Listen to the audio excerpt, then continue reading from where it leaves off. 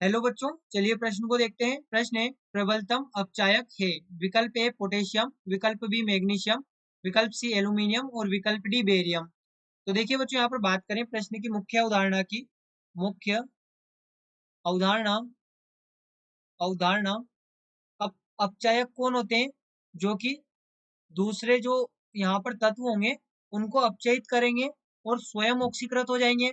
यहाँ पर अपचायक अपचायक जो दूसरे दूसरे तत्व को अपचयित करते हैं अपचयित करते हैं करते हैं तथा स्वयं स्वयं ऑक्सीकृत ऑक्सीकृत हो जाते हैं हो जाते हैं। अब देखिए, यदि अपचयन कर रहे हैं तो इसका अर्थ क्या हुआ कि ये इलेक्ट्रॉन दे रहे हैं। यहाँ पर मान लीजिए हमारे पास में ये कोई धातु है। अब ये क्या करेगी, ये यहाँ पर M+ बनाएगी और इलेक्ट्रॉन यहाँ पर देगी। उसके बाद में ये इलेक्ट्रॉन क्या करेगा, ये इलेक्ट्रॉन यहाँ पर किसी और तत्व के साथ में संयोजित होगा और उसका अपचयन अपचयन करेगा। किस प्रकार से अपचयन करेगा, तो मान लीजिए एक धातु तो हमारे पास में M हो गई, अभी किसी और धातु के साथ जुड़ेगा, जैसे M1 मान लें हम। तो ये इलेक्ट्रॉन क्या करेगा, यहाँ पर M1 के साथ में आएगा, ये इस प्रकार से, और इसको अपचयित करेगा। यहाँ पर ये M1+ देख ले, तो M1+ हमारे पास में, इसको ये अपचयित करेगा और अपचयित करके ये इसको M1 में परिवर्तित कर देगा। यानी कि इलेक्ट्रॉन क्या कर रहा है, अपचयन कर रहा है। यानी कि हम क्या कह सकते हैं, जो आसानी से इलेक्ट्रॉन देगा, जो आसानी से इलेक्ट्रॉन देगा, वह वह प्रबल अपचायक होगा। वह प्रबल अपचायक अपचायक होगा वह प्रबल अपचायक होगा।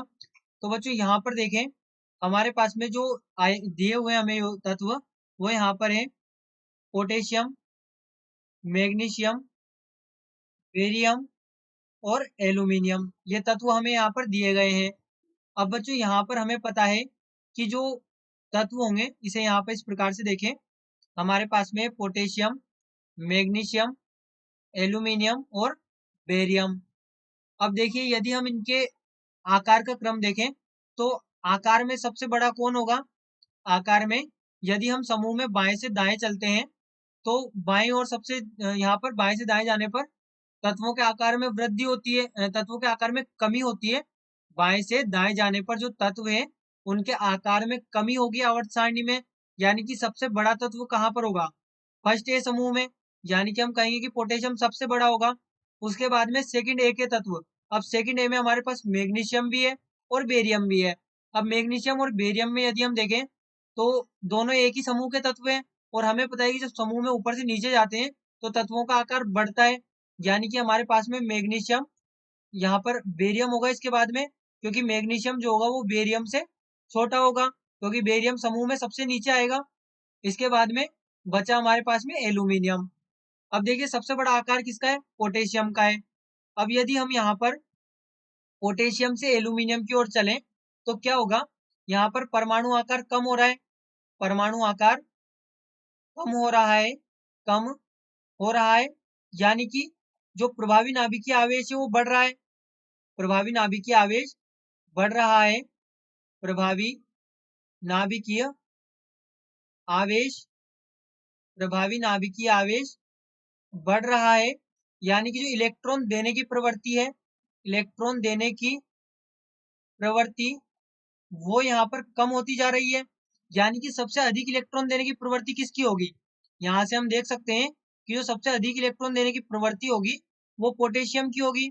सबसे अधिक सबसे अधिक इलेक्ट्रॉन सबसे अधिक प्रवृत्ति होगी इलेक्ट्रॉन देने की।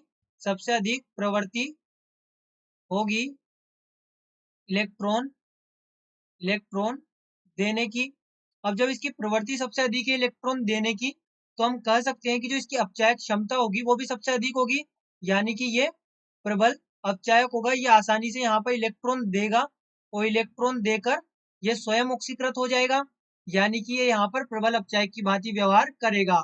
तो बच्चों यहाँ से हम कह सकते हैं कि जो हमारे पास में विकल्प ए है पोटेशियम, ये हमारा सही विकल्प होगा, जो कि आसानी से इलेक्ट्रॉन को देकर और सामने वाली जो भी धातु होगी उसको ये अपचयित कर देगा। तो इसलिए बच्चों हमारे पास में पोटेशियम सही यहाँ पर उत्तर होगा, जो कि प्रबलतम अपचायक है। तो बच्चों आशा करते हैं आपको प्रश्न समझ आया होगा। धन्यवाद।